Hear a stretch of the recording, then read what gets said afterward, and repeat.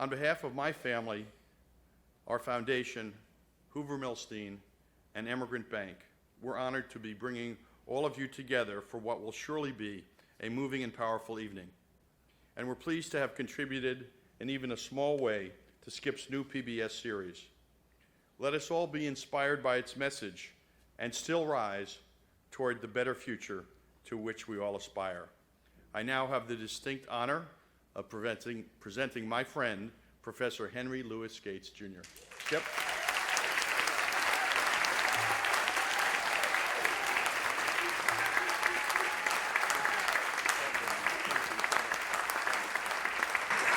Thank you.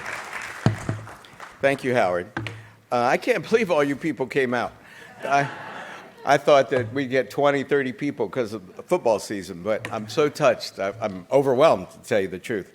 So it's my honor to be here with you tonight and to introduce a few clips from our new series, Black America Since MLK, and Still I Rise. But first off, I want to thank Howard and Abby Milstein and their partners, HooverMilstein and Emigrant Bank, for hosting tonight's event and for their generous support of our series. One of the pleasures of making films for PBS has been getting to know Howard. Howard is a seriously devoted friend of the African American community. We all need friends that we can depend on, especially the black community. And this brother, through thick and thin, has been there for the African American community. You can always count on Howard Milstein. Give it up for this brother, please.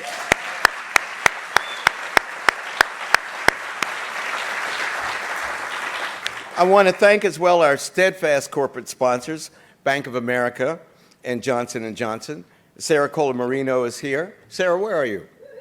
Right there. Come on, stand up. Johnson & Johnson, my founding sponsor for Finding Your Roots. And where's Virgis Colbert? Right. Now, you see, Virgis Colbert was on the board of Bank of America. He was the brother on the board of Bank of America, all right? And my buddy Glenn Hutchins is right over there. And, you know, we hang out together on Martha's Vineyard. So I was at Glenn and Debbie's house. Debbie's here. And he said, I want you to meet Virgis Colbert. And Virgis said, Glenn says you make documentary films, PBS. I said, yeah, that's right. And he said, well, you know, we sponsored Ken Burns. And I said, yeah, I know that. He said, you think you'd be interested in being sponsored by Bank of America like a black Ken Burns? I said, yeah, I volunteer for that role. I said, of course, I could never be as great as the great Ken Burns, but I do my best. And since it really, that's how it happened, and since he introduced me to the people at Bank of America, but that's what, you see, that's in a way what this series is about, as you'll hear. All these years later, he, because of affirmative action, was able to take advantage of opportunities that our ancestors, you know, died for, fought for, gets in a structure of power, and what's he do? Bring another brother in. Give it up for him, Virgis Colbert.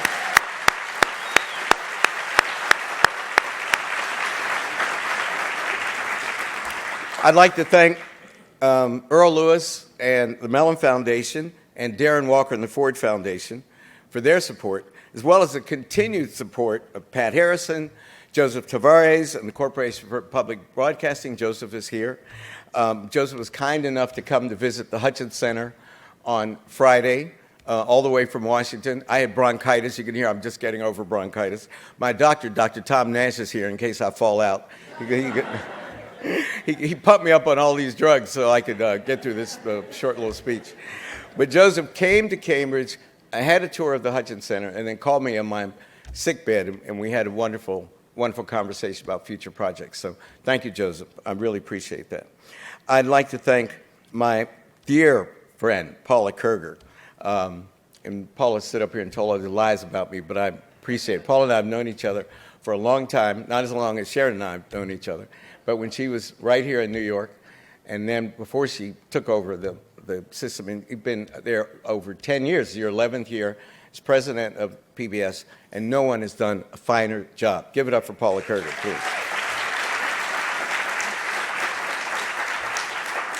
Now, I'd like to thank my running buddies within Paula's organization. That's Beth Hoppy and Bill Gardner. That my partners in crime. I mean, really, they run programming.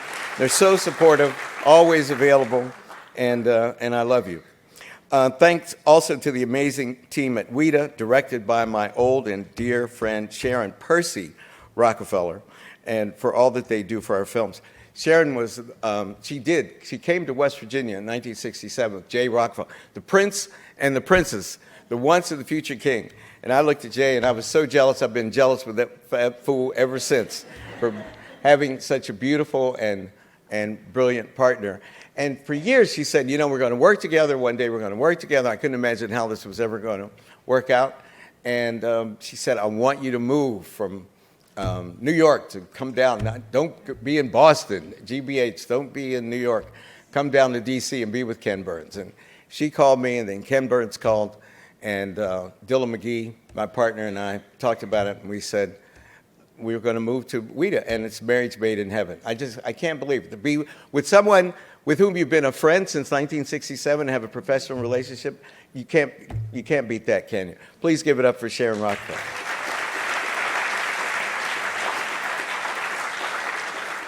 I'd also like to take a moment to acknowledge my fellow executive producers, Dylan McGee, my heart, my everything I do is with Dylan, and we're just two peas in a pod, really. I can't imagine ever not making films with you and Peter Kuhnhart, who was your partner before you met me, and Dalton DeLann and Ann Harrington from WIDA. And also a big thank you to our remarkably smart and talented producer partners at ARC Media. Senior producer Rachel Dretson, series producer, directors Sabin Streeter and Asako Gladshow, producer directors Talea Bridges McMahon and Leah Williams, and our director of research, Dr. Kevin Burke. Could you all stand up, please? This is the team. It's the dream team as far as I'm concerned.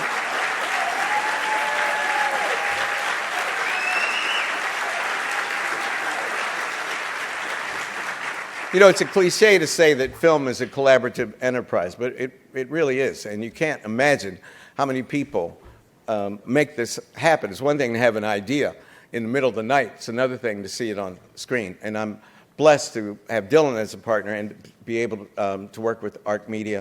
And I look forward to many, many more films, I hope, in the future. But before we go on, and I tell you, and I introduce the clips that you're about to see, give a big shout out, please, for Georgette Bennett, the genius who conceived of this amazing event. Right there.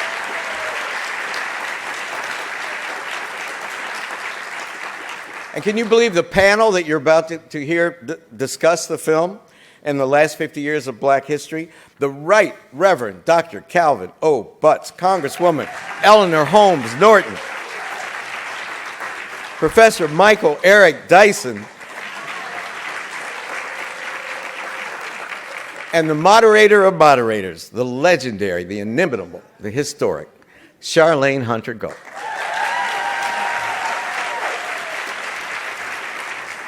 Now, I didn't even come up with the idea for this series. We had just finished Many Rivers Across, which is 500 years of Black history. And we were on a sort of roll, and I made a list of 10 projects. Paula Kerger said, okay, what do you want to do next? So I made a list of 10 possible films. And I shared it with Glenn Hutchins, and I shared it with Ken Chenault. And Ken Chenault, as you know, is CEO at Amex. And I went all the way down the end of the island, and all I wanted, you know, Bank of America is our sponsor, so I couldn't ask him for money. You know, there's a non-compete clause. I forget what it's called in PBS. So it wasn't about that. It was just I wanted his mind, you know, his time. And I wanted to know what he thought. And he looked at the list of 10 projects, and he said, one of them is, which will air in PBS in February, called The Great Civilizations of Africa. And I'm really excited about that 6-hour series, and we're just editing that right now.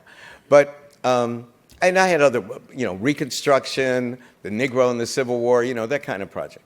And he said, the most important one for you to do next is not on your list. And I said, what's that? And he said, Our Time, the last 50 years of Black history. He said, you think of it as your life, but these kids don't know anything about it, and the history needs to be told. And I thought about that, you know, when I was 15, 1965, 50 years before World War I, right? I mean, amazing. So I said, all right, that's what we'll do. And the conceit of the series is, what if MLK woke up? What if MLK woke up, Reverend, and said, Calvin, what's happened since I've been gone? What would you tell him? And think about how complex the answer would have to be.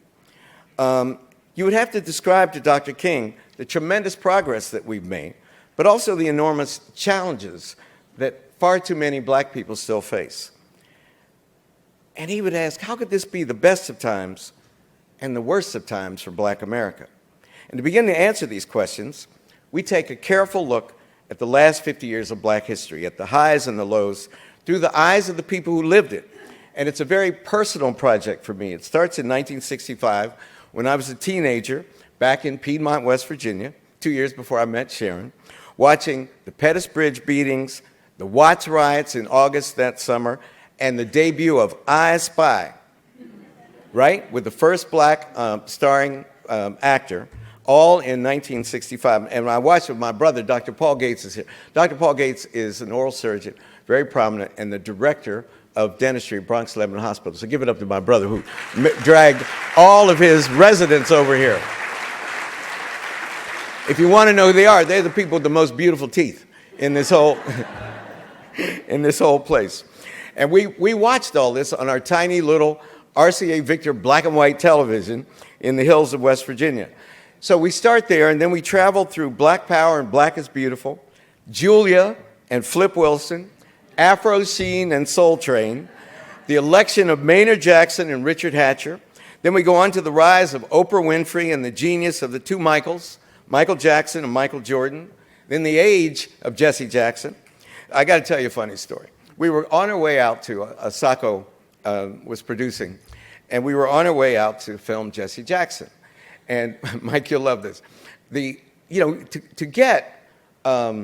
Sometimes to get 20 minutes in a film, you need to talk to somebody for a couple hours. So I was leaving my house in Harvard Square, and the phone rang. It was Jesse. And he said, Dr. Gates, Brother Gates, I see that my whole day has been committed to you, and I don't give anybody that much time. And I said, well, Reverend, I know, but it's a reduction factor. He said, yes, but I'm very busy saving the Negro people, from. And I said, yes, Reverend, I understand. And then I started to tap dance, and I was thinking, oh man, Jesse's about to blow us off. He was going to give us 20 minutes or something. And I said, well, Reverend, there are a lot of people alive today, he said, yes, who don't realize that the 1980s really should be called the age of Jesse Jackson. Unbeknownst to me, his assistant was on the phone listening, and he said, Matilda, reserve my day for Dr. Gates. So, and it is the rise of, and it was the age of Jesse Jackson. There have been attempts to airbrush Jesse out of the history of the run for the presidency, and that's not right. That's not right. There wouldn't be a Barack Obama without Jesse Jackson. That is a fact. Then we go on to the growth of the black middle class and the era, simultaneously, of mass incarceration of black men and women, all the way to the election and re-election of the first black president and the rise of Black Lives Matter and even the opening of the National African American Museum on the Mall. In a sense, this is the story of our generation, of people who were born in the 50s when the color line in America was not only a fact of life, but the law of the land, and people who came of age in the 60s when the color line was becoming more permeable. People who became members of the first large group of black students to integrate historically white colleges and universities as the first beneficiaries of affirmative action, and who then went on to integrate historically white power structures like Virgis Colbert through American society. And people who lived to see a black man in the White House, a black family in the White House, a member of the generation, members of the generation behind ours. So on the one hand, it's a story, ladies and gentlemen, of incredible progress, of the most successful period of African American history by any measure, a period of unprecedented change and enormous hope. But of course, unfortunately, that's not the whole story, because at the same time, over these same 5 decades, Far too many black lives have remained trapped in impoverished circumstances, living lives largely devoid of hope. Their choices predetermined by structural inequalities that do much of the same work that old school racism used to do. While since 1970, the size of the black middle class has doubled, the black upper middle class has quadrupled, the child poverty rate today hovers somewhere around 38%. You know what it was in 1970? 41%. Virtually the same. MLK would be completely shocked at the juxtaposition of those two set of facts. And consider these statistics. In 1970, there were just about 150,000 black men in prison. 2014, 831,000. The likelihood that a black man will go to prison at some point in his lifetime, this is not jail, this is prison, is 1 in 3. 1 in 3 compared to 1 in 17 for a white man, Howard. That's amazing. 25% of the victims of people killed by the police since 2015 have been black people, twice the percentage of African Americans in the overall population. How did this happen? How did we, a half century after the apex of Dr. King's civil rights movement, arrive at this paradox, where at the same time we have elected a black president twice, we have to proclaim through a new civil rights movement that Black Lives Matter? That's the dilemma that the series confronts. And we're at a crucial point in our history, and with this series, my hope is to reflect on our recent past as a way of helping to devise ways to forge a better future. As I said, this series is very personal for me, and it's one I'm glad to share with the PBS community, thanks to the generous support of Howard and Abby, our other funders, and to PBS for giving people like me a national platform to tell stories. Thanks to all of you for being here, and I hope you enjoy the evening.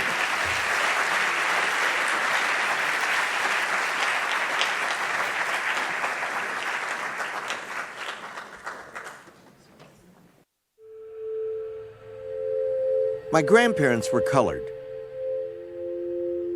My parents were Negroes. And me, I'm black. For my theme song, my leather black jeans on. Over my lifetime, I've seen astonishing progress. I'm black and beautiful. African Americans have achieved so much in so many ways, surpassing our greatest hopes and our wildest dreams. We're visible in virtually every facet of American life, defining its face and its voice to the world. One day, when the glory comes. Yet far too many black lives are still threatened by harsh inequalities. Why do we still have to march to protect our rights? 50 years ago, I thought that by now, we would have been long past all this. How did we get here? How have we come so far and yet have so far to go?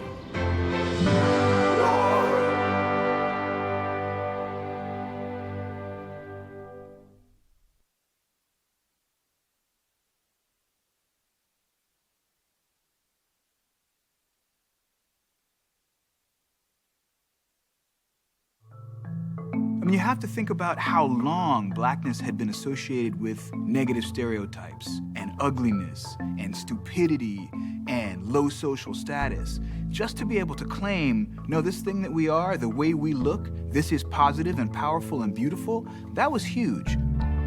Even Soul Brother #1, the immensely popular James Brown, abandoned his signature patent leather processed hairstyle for a natural kiki-headed afro. Hello, this is Don Ward, Run Black Dignity. Yeah, what's happening, James? I just wanted to ask you one question. I'd like to know why you got your process cut. Well, this is a black move, and regardless of what you're thinking, we've all got to think one way. And if we look alike, we can think alike.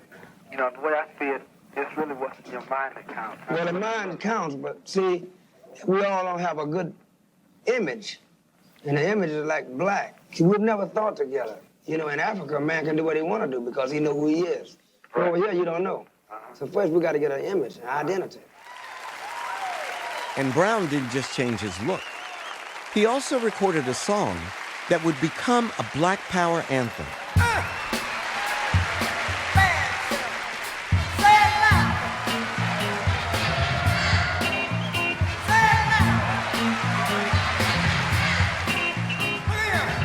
When we think about Say It Loud, I'm Black and I'm Proud, we've got to remember what a thinker Brown was about how to deal in segregated, racist, apartheid America. James Brown understood from the experience he had as a child. Dark-skinned black people are especially hated in this culture. They are seen as the true black people worth hating. James Brown's impact on the cultural life of people my age is profound. There's a way in which the music that he makes, and I don't know if unmitigated blackness is the right way to frame it, but he's just black, you know what I'm saying? Like unashamed, direct, forthright, powerful, in-your-face blackness.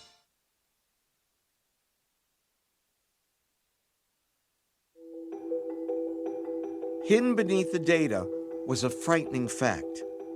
As the black middle class followed white Americans in moving out of inner cities, the poorest African Americans were becoming increasingly isolated, socially, geographically, and economically.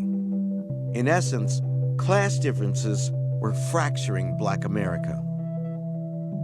For the first time, really in American history, you will begin to see classes of African Americans living in different places. Because prior to that, the options were so few and limited. No matter how much you made, for the most part, you were going to be buying, shopping, going to school, and working and living within the confines of a black community. Integration had its downside. It removed the role models. It removed some of the stabilizing personalities and characters and involved business people and doctors and lawyers. It moved them out of the community. In the 1950s, black communities were the most civilized communities in America. There was ties of empathy and bonds of sympathy, unbelievable embrace of others who came in. Out of the 70s, we don't have neighborhoods as much as we got hoods. As black America transformed, a sociologist named William Julius Wilson began mapping its growing class divide, looking at how the poorest among us were being left behind. At the time, his work was controversial. Overwhelming emphasis on Today, it seems clear that he was right. Second and third generation. Wilson is my friend and colleague, and he remains a crucial witness to our shared history. When we were coming along in the 60s, watching Dr. King and the Civil Rights Movement, there was an expectation that once we dismantled de jure segregation, we would all enter economic, somehow magically, this would have a positive economic impact. It did for a certain segment of the black population. It did for middle-class blacks, very definitely. That said, the civil rights victories really did not have much of an impact, positive impact on the black poor. So whereas one segment of the black population is indeed enjoying some success, another segment is in danger of becoming permanent economic proletarians. Best of times, worst of times. Yeah, absolutely. In a way that we have not seen historically in the history of the African American people. Precisely. I remember one scholar saying that it's as if racism, having put blacks in their economic place, stepped aside to watch changes in the economy and the technological revolution destroy that place.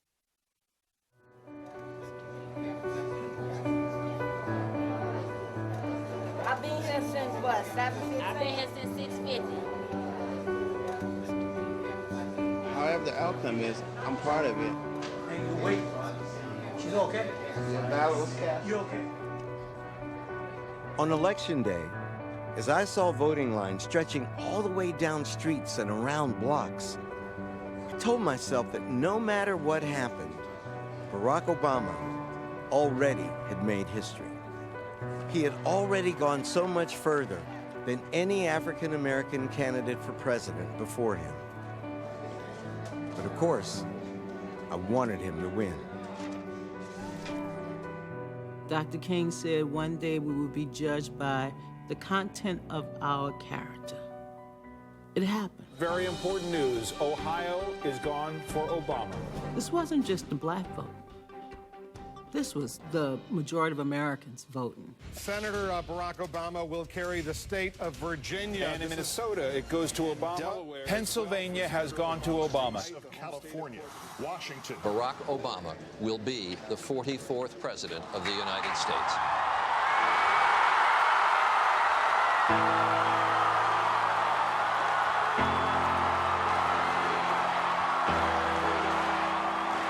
For myself and for virtually every black person I knew, it was awe-inspiring. None of us, not a single one of us, had grown up believing we would live to see this day.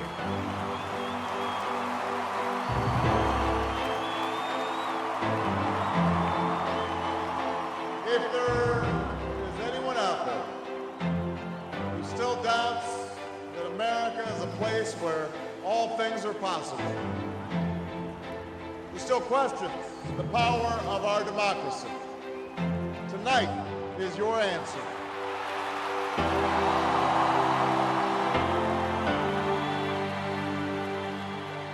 It's been a long time coming, but tonight, because of what we did on this day, in this election, at this defining moment, change has come to America.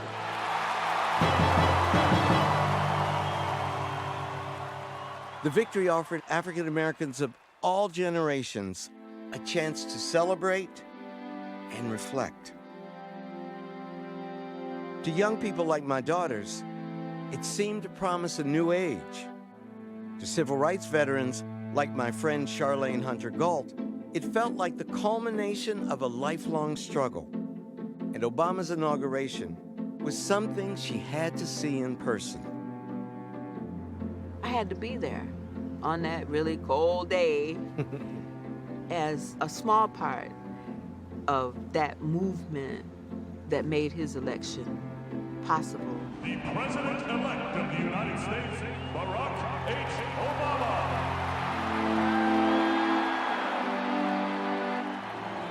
It was a wonderful camaraderie, but I had to walk away because the people that I felt the closest to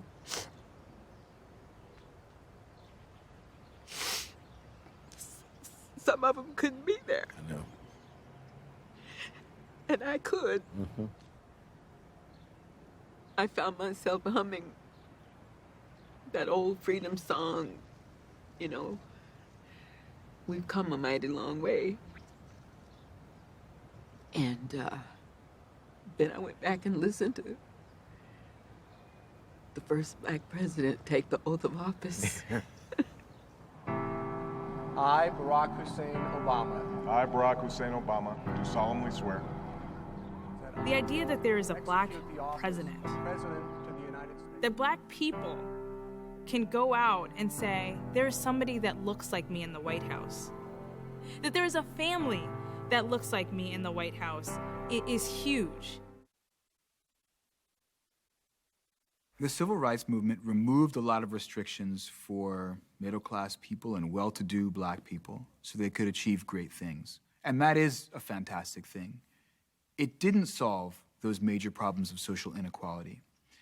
And what we've had happen since is that blackness has still been associated with low social status in many people's minds. So if I don't already know that you're well-to-do, if I can't tell by your clothes, if you're wearing a hood instead of a suit, right, then I'm going to associate you with all those negative things that blackness has meant for a very long time.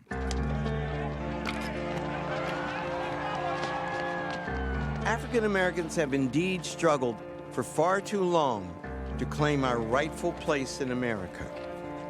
Even so, surveying the last 50 years of our history, through all the highs and the lows,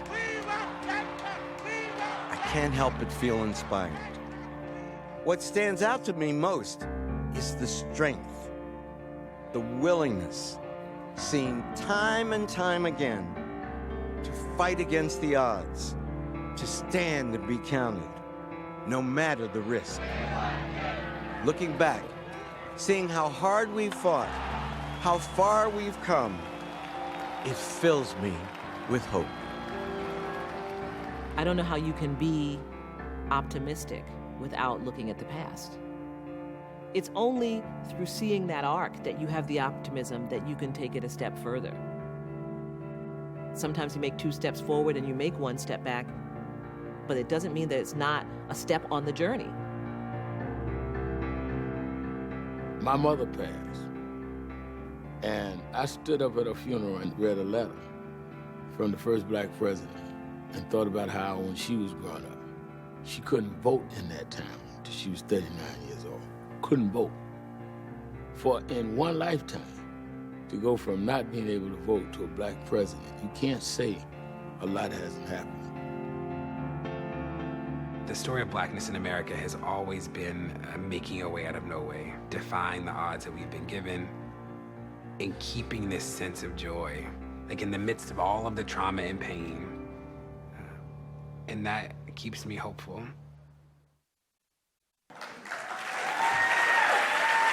No, you don't have to do that. Just, you know. I think I'm supposed to be professional at this moment, and I'll get there in a minute, but let me just say that I feel like I'm at home. Now, of course, the Sulzbergers, when I worked for the New York Times, didn't have this building. Actually, I like the other one better, but don't tell anybody. So I feel at home being with the New York Times. Y'all can come on. I also feel at home being with all the PBS people here, because that's my home. For many years it was, and is now.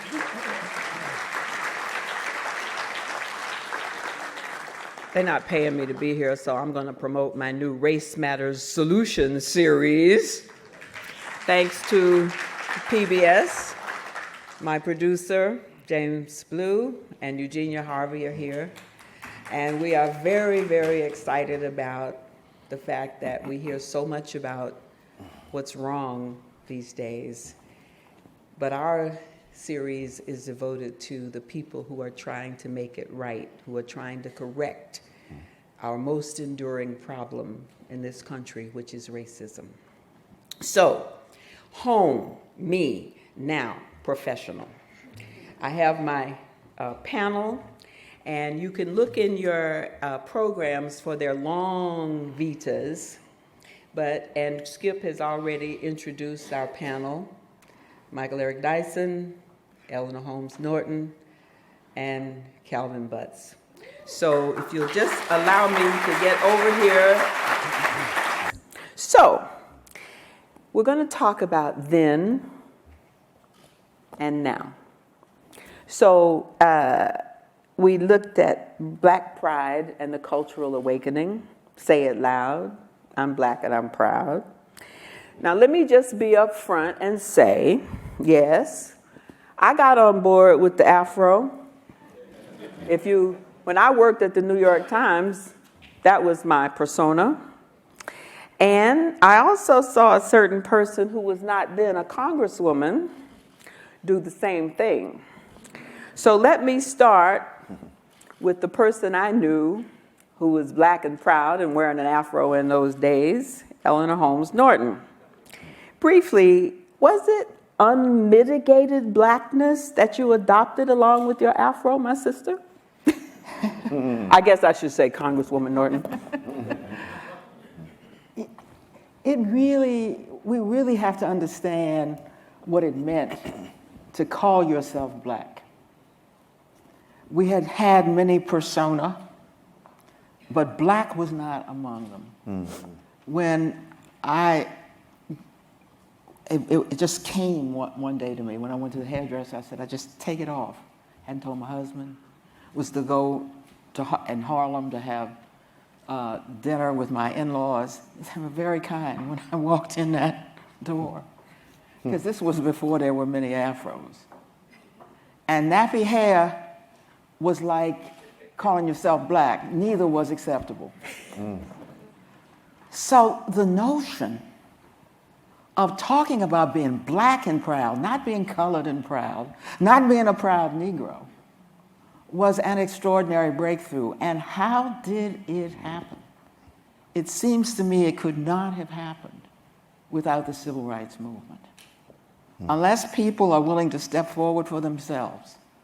And when the movement began, when we were students, we weren't saying we were black and proud. But without that forerunner, it seems to me, the whole notion of bringing blackness out of the shadows, and calling all of us what we were, whatever our color, and remember who we were. We were people who admired blacks of lighter color than of darker color. So if everybody acknowledges that within him, whatever his color, it all comes down to blackness, that is a personal identity revolution of the black people of the United States of America. Reverend Butts, I didn't know you back then, and it's kind of hard for me to imagine now. You have an afro, but did you wear one, and did you sign on to unmitigated blackness? Because you heard James Brown say, if you look alike, you think alike. Tell me about that. I signed on, but it was even earlier than the afro. I had an uncle who was a union organizer who introduced me to J.A. Rogers, who told me about Marcus Garvey, who was the first one to play the record White Man Heaven is Black Man Hell. That was Louis X, now known as Farrakhan. And so I had that kind of indoctrination.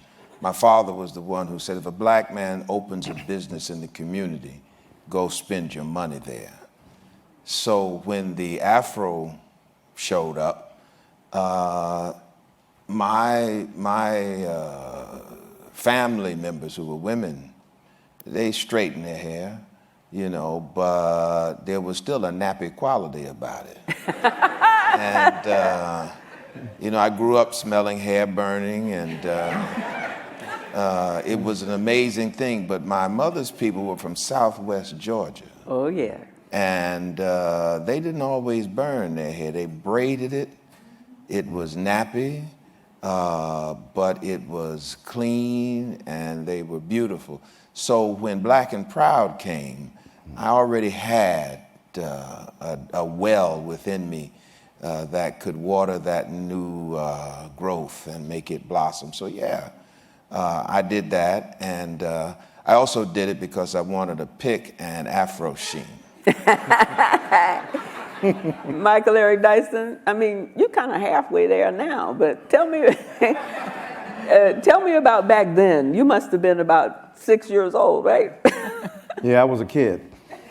I rocked the Michael Jackson mushroom big fro.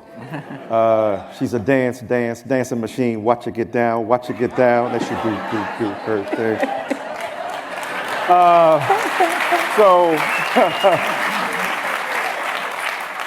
But the reason I got an afro is because of Angela Davis. She was fine. She was brilliant. She was revolutionary. She articulated the consciousness of black people at the moment of revolutionary resistance to white supremacy and to economic inequality. Now, all I understood was the woman on the picture was making a play for black self-determination.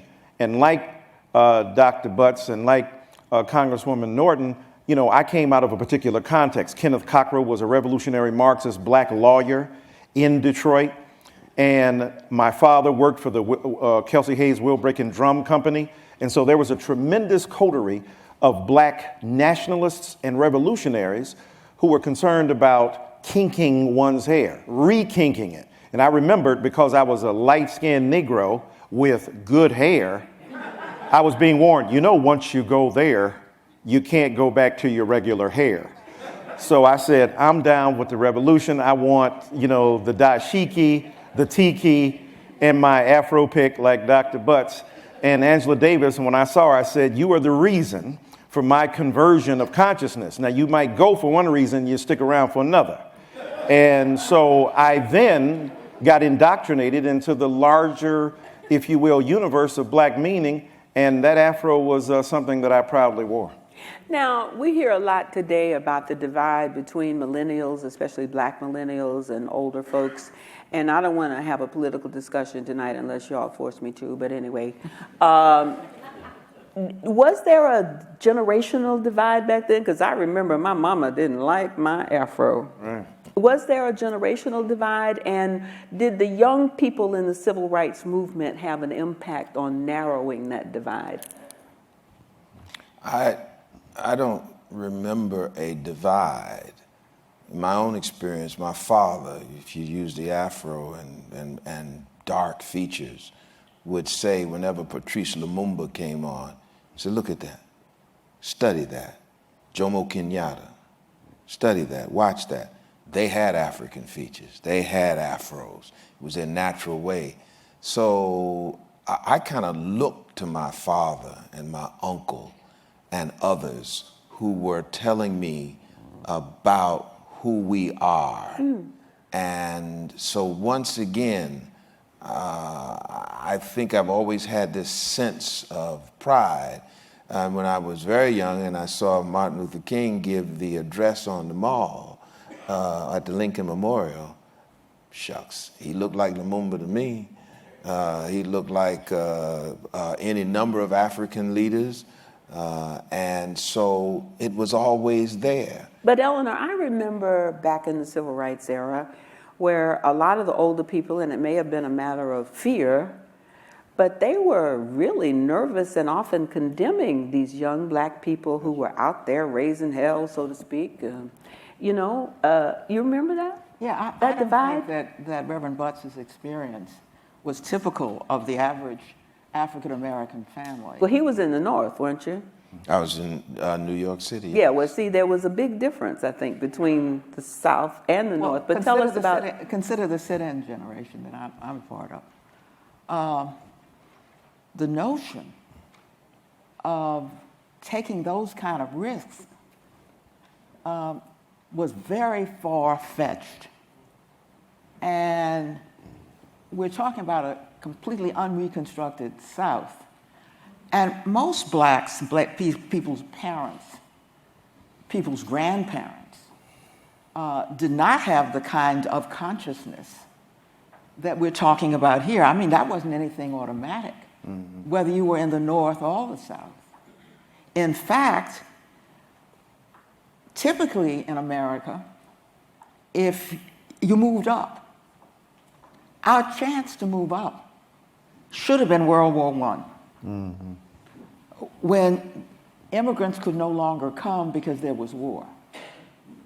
And there were jobs for the first, and that, we got jobs in the Chicagos and the San Franciscos and the New Yorks for the first time then. And then, when immigrants could once again come, it was hard to hold on to those jobs. That's when we went into unions. To hold on to that which we had. What was a typical American? I'm in the Congress now. I suppose there are more people with Irish names than anything else. They were hated. No Irish need apply, had the worst jobs. But they moved up as the next immigrants came. What happened to us? We got rooted in the racism of America and are still those roots we haven't pulled out. And so instead of rising almost automatically, as virtually every immigrant group has, the Germans did, the Irish did, the Italians did, Nancy Pelosi, ask her about her grandfather, but then ask me about mine. And we don't fail to move up because we don't go through the same experience. It's because that experience is so deeply rooted in slavery and legal discrimination that it is very hard to pull it out by its roots. Well, let me ask you this, because just quickly, we're going to come back to that, but just quickly, just going back a couple of minutes to some of what we saw in the film, because with that, I'm Black and I'm proud.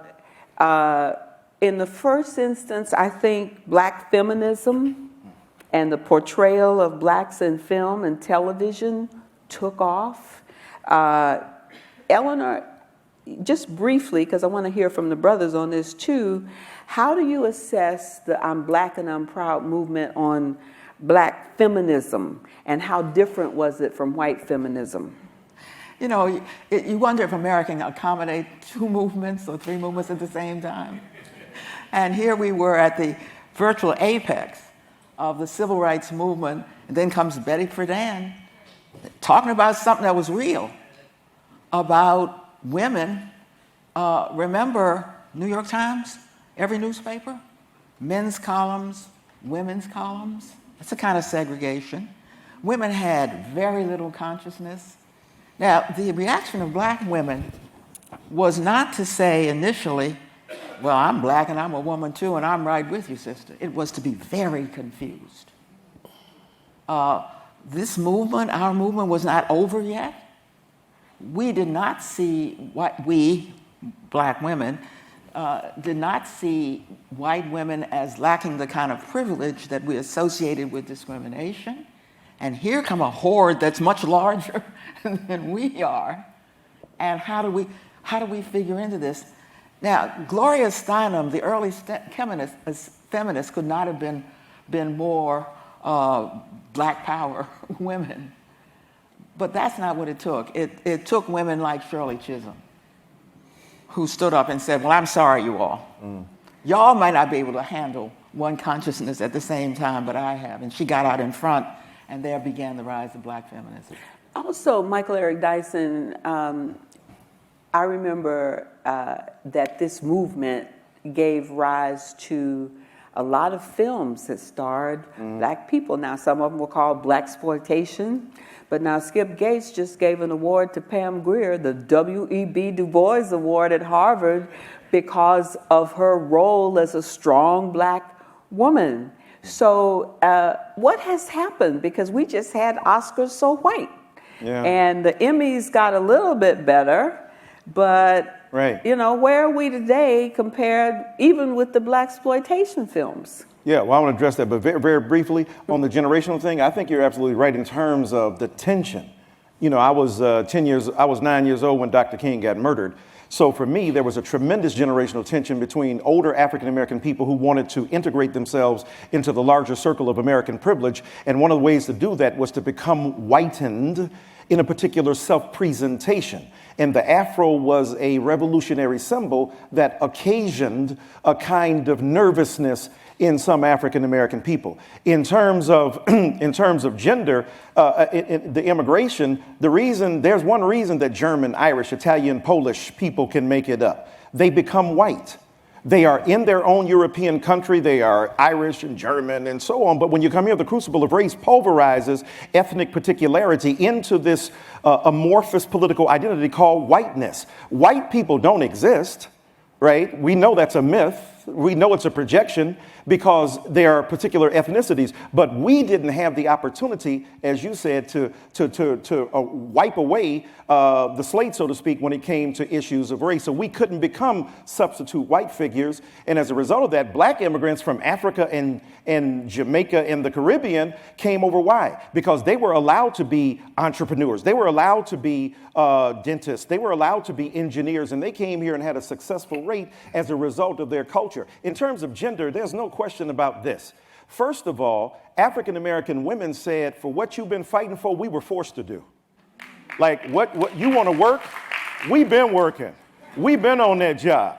We've been doing the thug thizzle for a long time. And so what's interesting is that African-American women's experiences were taken seriously in a way, but the feminist consciousness had to desegregate itself. It was inspired by African-American struggle and people, but at the same time, feminists had to come to grips with their own internal dynamics of racism, the way African-American people had to come to grips with a powerful patriarchy. So I think that in that regard, Pam Grier was a revolutionary figure for me, right? When I saw her, when I saw that ebony ecstasy unfurled in coffee flesh, and I saw that amazing, stunning. Wait a minute now, watch it, be careful. Amazing, stunning, amazing, right? She breathed with an intensity that was defying gravity. And so what was interesting is that Pam Grier represented what? A woman who was able to take on the men in their sphere with a gun. Her sexuality became a predicate to assert a kind of retributional violence in the name of black consciousness. Okay. And I was down with all that. I was down with all that. All right. I was down with all that. So let's take a leap forward, because you did have all of those films, and now we've had the Oscars So White protests because of one of the people I interviewed for our Race Matter series was Darnell Hunt, who talked about how 95% of the people who are making decisions in Hollywood are white men, but it's also true in the media. Today, unlike just after the Kerner Commission report, we are losing our black reporters in mainstream media, and we have very little, except for the New York Times and PBS, real attention to these complicated racial issues. What's going on here, and what do you do about it? Well, many years ago, I went to D.C. and they gave me an award for discovering new markets. So with the rise of some black people out of poverty into the middle class, that gave them more spending power. Therefore, it became an economic thing that you make movies to take advantage of this new market. And you put in the stars, Fred Williamson, Jim Brown, Pam Grier, and it draws black people to the theater, and they spend money.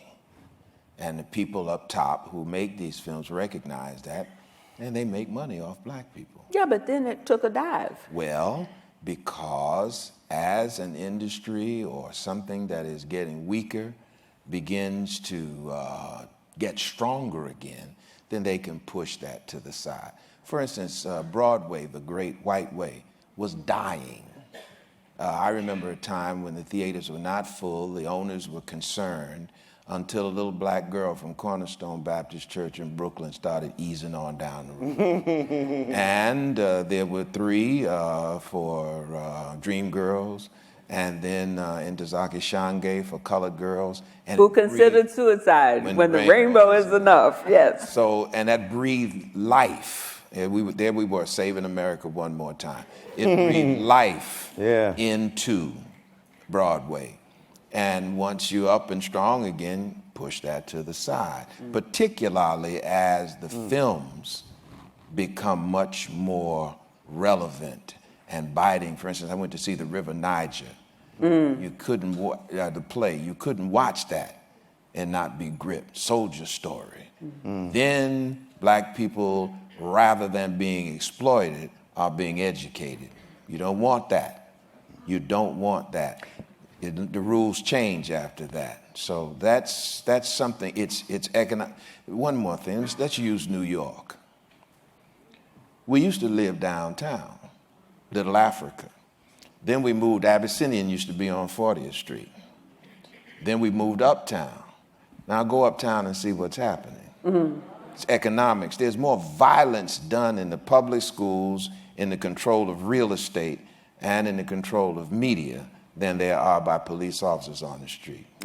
You know, you have just raised about 15 things I want to talk about in the next, is it 3 minutes we've got? So let's go, because I really wanted to pursue that avenue, but y'all got the notion, so you can pursue it on your own, on your computers. Let's just go to that notion about what the civil rights movement achieved and what it didn't. Because as Skip mentioned in his remarks, and we see it in the excerpt here, 1968, the Kerner Commission, after the death of Martin Luther King, talked about America moving in two separate directions, one white and prospering, one black and in decline. And then we created America, that is, a black middle class and a black upper class. But, as Skip talked about tonight, so many have been left behind. Integration did not have a positive impact on the black poor. Do we have to live with a permanent underclass here? What's going on? Who wants to answer that? No, I don't think so. You don't think what? That you have to live with a permanent underclass. But why do we have it? I mean, why do we have some people? We have not, we take responsibility to some degree. We have not taken the message of the inequality and the exploitation as directly to the people as, shall we say, Al-Haj Malik did, Malcolm X. You've got to tell the people the truth, no matter what it takes. And everyone, from the young rabbi named Jesus, to Martin Luther King Jr., to Malcolm X, to Medgar Evers, shall I keep going? Everyone who does that against the empire, let me finish this point, gets killed. And you've got to tell the young people that they get killed, because that's at the root of destroying the empire that really exploits us all.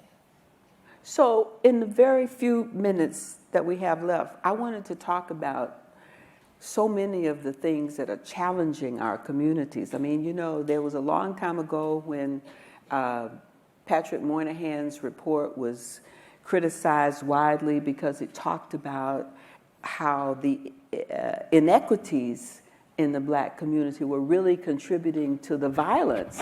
And now we have a lot of the same thing, but we don't have time for that. We don't have time to talk about what Skip talked about, the outrageously large percentage of black men in prison compared to others who have done the same crimes and either don't go or get out early. So my question is, very quickly, and she's looking at me real hard down there, where are our black leaders today, and what have we got to do to change some of these inequities, the police and black community bad relations, the prison situation?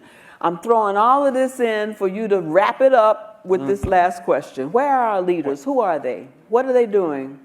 Well, look, I think that there are multiple layers and generations of African-American leaders. We saw DeRay McKesson. We could talk about Brittany Packett in terms of Black Lives Matter, which has really galvanized the resistance of African-American culture. You're looking at Eleanor Holmes Norton and Calvin Butts, two of the premier black leaders we have in this country. But what's interesting is that the persistence of inequality occurs for a couple of reasons. First of all, our inability to do for African American and Latino people what we did for earlier generations of immigrants who came here in the 1890s, 1900s, 1920s, and 30s, Irish, Italian, Polish, and Jewish, who were part of the Shtetl, where, Jewish communities for centuries in Eastern Europe occupied a lower spot and then transformed that in American culture, got in, got out. We were left behind, and as a result of that, Harvard professors and social engineers said, these are our brothers and sisters, let's do something about them. Our failure to address them, number one. But number two,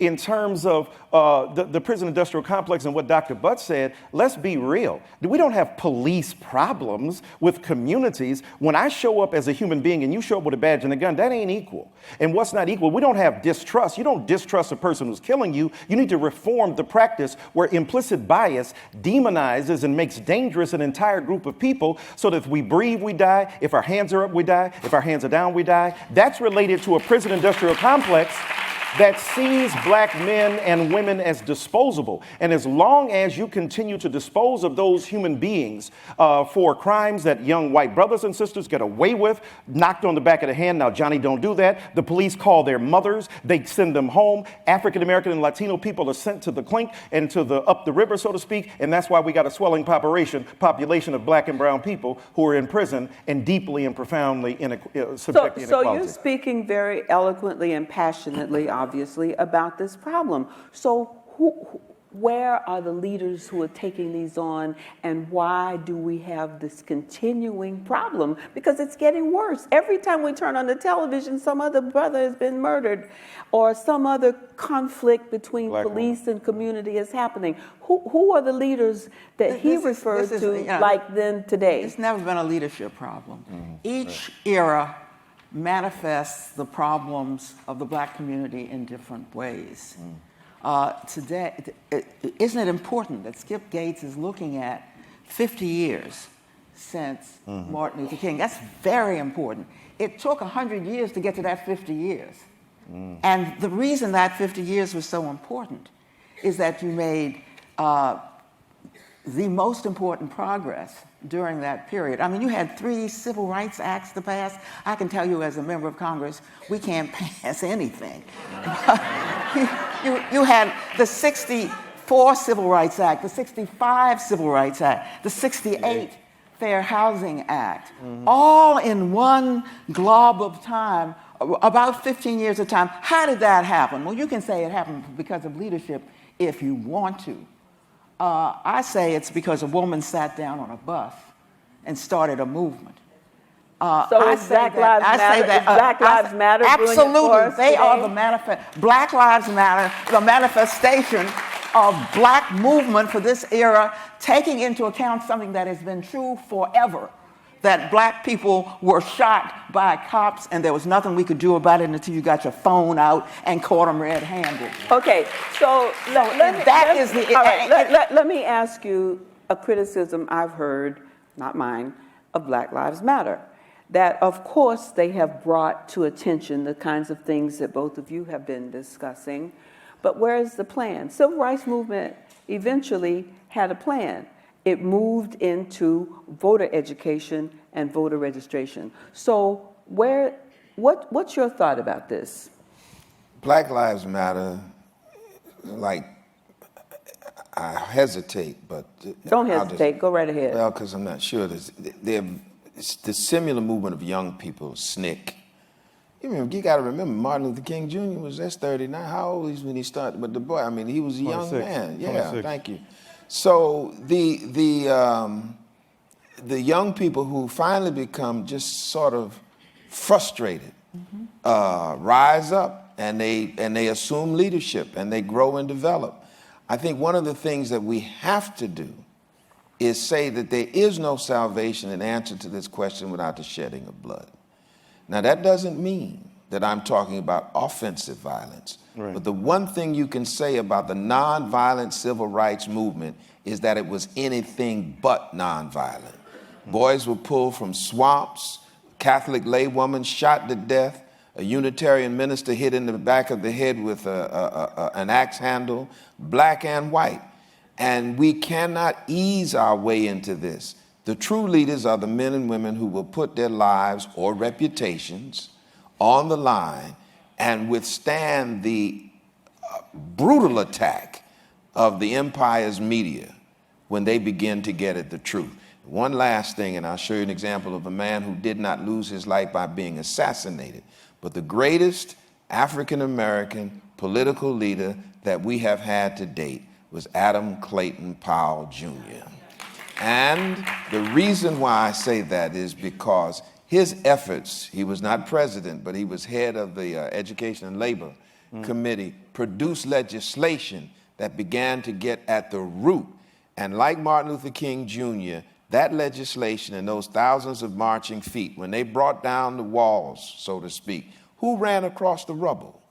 Black people, white women, Jewish persons, Latinos, a lot of people. And so therefore I'm saying the leadership, and you can name Fannie Lou Hamer was a leader, Ella Baker was a leader, But you're talking about today, Skip Gates is a leader in media. Michael Eric Dyson is a public theologian, and when he talks, you got to listen. And yeah, you have no choice. You know, and so these are men and women who are in leadership positions today, and there are many. Michael, no, I think to piggyback on what Dr. Butts has brilliantly said there. Look, what we're doing here is caught in the haze of nostalgia. If you look at the press clippings and the reporting during the day, they were demonizing SNCC, SCLC, and the civil rights movement the same way they're doing with Black Lives Matter now. They were saying they're disorganized, they ain't got no program, they show up late, they bunch of preachers who are doing their thing. So here's the point. Black Lives Matter just released an astonishing document that details with specificity and particularity the various features that are constitutive of both black suffering and the response to it. And they address, and something you were maybe implicitly, let me make explicit, one of the things people go is, hey, don't talk about the cops, what are y'all doing to each other?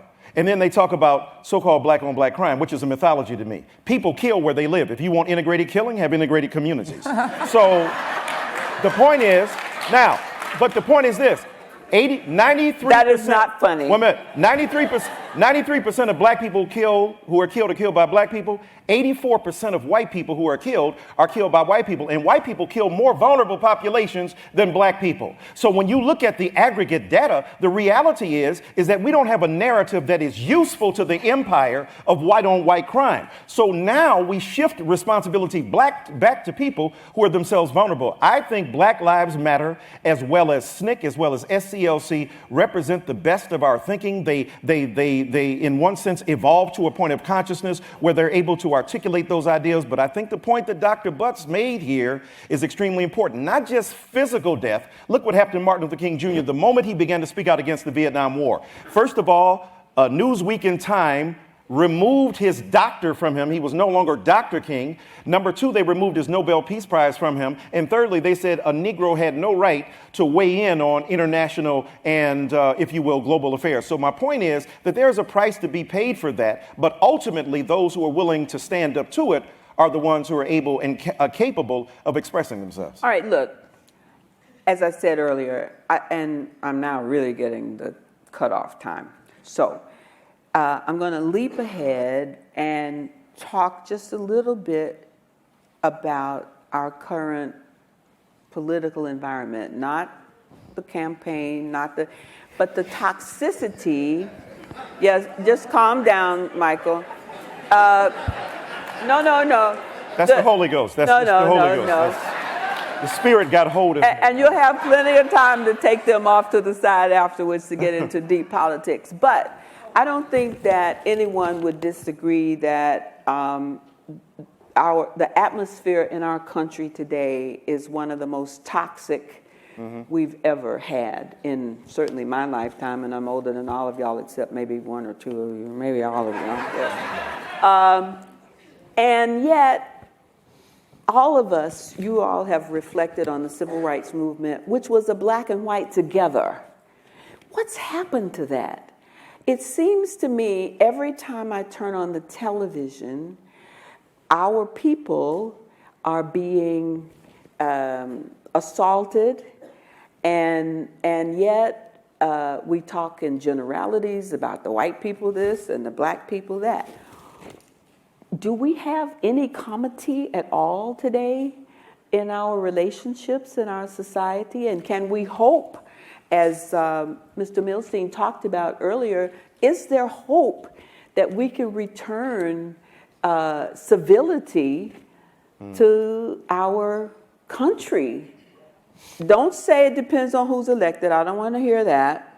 But how do we get back to those, or have we really left it? Do we still have good communication among races? The absence of stability has come from leadership in America.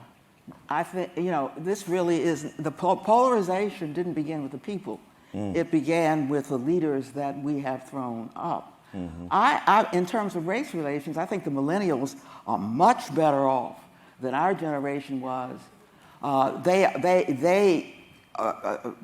Young white people identify far more with young black people than prior generations did, and they deserve a lot of credit for that. The absence of civility has a lot of roots, including economic roots, as America passes through a period when it no longer makes all the world's goods, sells all the world's goods. Look who is most uncivil, white men, because they, for the first time, find that they are not in a crescending society where So things who's go working up. with them and trying to help them understand the same, that many of them are in the same position as many of these black people in their class? Well, Is anybody working with Martin that? King was getting, that's one of the reasons he was assassinated. He brought the long-haired hippie and the Afro-black together, and they were marching to D.C. There was a black woman, I can't recall her name now, down in southwest Georgia, who was vilified because she was trying to tell the poor white farmer that you are in the same boat as the poor black farmer. There are more white people in this country who are suffering because of the lie of race, and we have to hope that somewhere, like the Birmingham jail letter, that the clergy, the leadership challenged to say that we have to move beyond that. Our role, my role, is to speak to the African American community, to the black community. A little student asked Malcolm X, what could she do to help? He said, nothing, you know, but go back to your folk and try to help them understand this broad issue. And very briefly,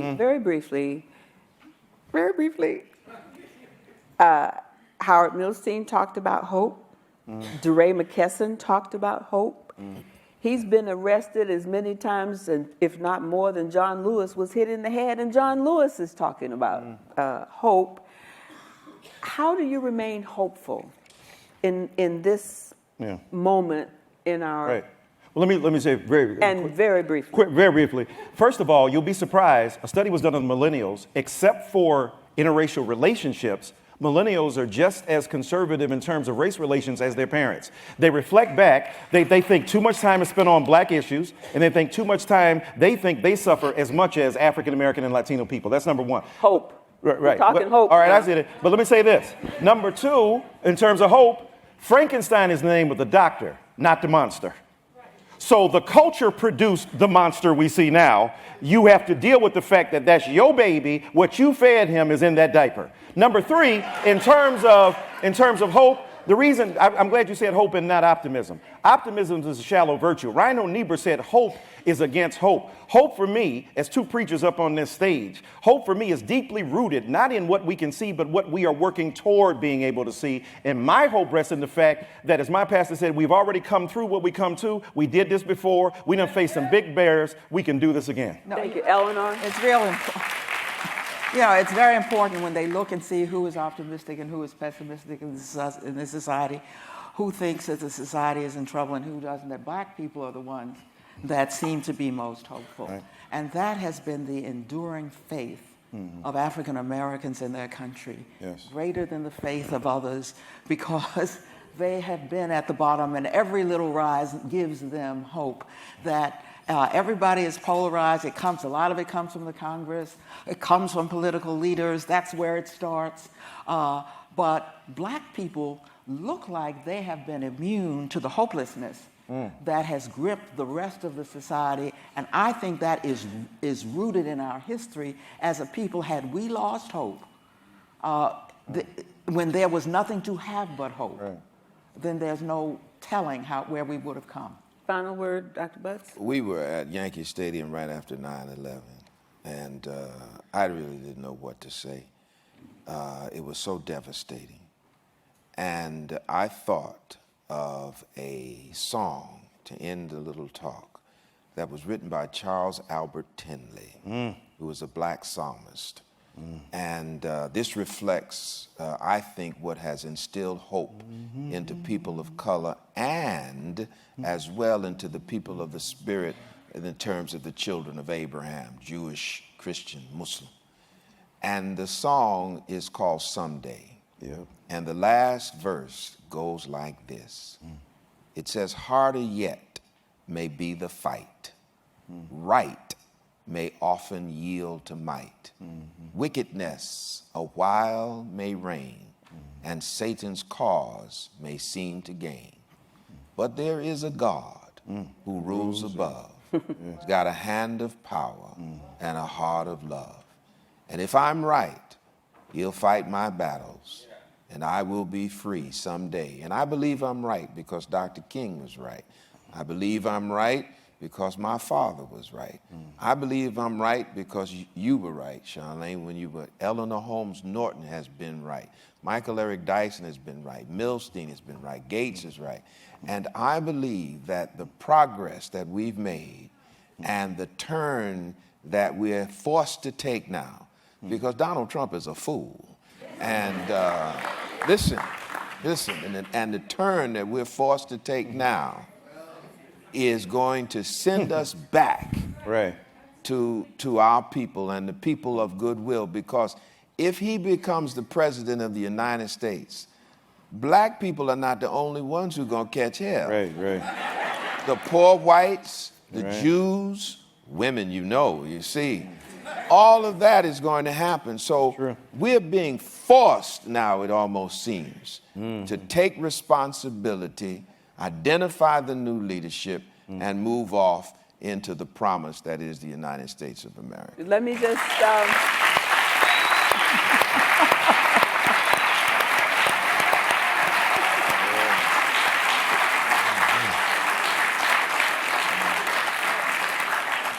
Somehow I knew that was coming.